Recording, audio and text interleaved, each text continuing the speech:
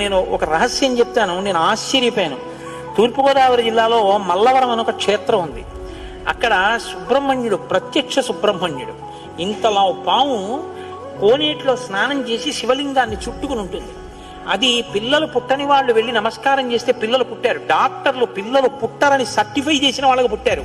ముఖ్యమంత్రులు కూడా వెళ్ళారు పీఠాధిపతులు అక్కడికి. ఆ పాము కారణాంతరాల చేత శివలింగానికే తల కొట్టుకుని శరీరం వదిలితే ఇప్పుడు అలాగే ప్రతిష్ఠ చేశారు. అక్కడ నేను ఆశ్చర్యపోయింది ఏంటంటే, నాకు ఆ దేవస్థానం ధర్మకర్త ఒక ఆయన వచ్చి ఒకసారి ఒక మాట చెప్పారు. బిడ్డలు పుట్టరు అని డాక్టర్లు చెప్పేసినటువంటి వాళ్ళు సుబ్రహ్మణ్య షష్ఠి నాడు ఈ దేవాలయం వెనకాల పడుకుంటారు, వచ్చి బోర్లా పడుకుంటారు ఆడవాళ్ళు. వాళ్ళకి కునుకు పడుతుంది, కునుకు పడ్డాక లేపేస్తాం. ఆ మరుసటి సంవత్సరం వాళ్ళు పసిపిల్లల్ని పట్టుకుని వస్తారండి అని చెప్పారు.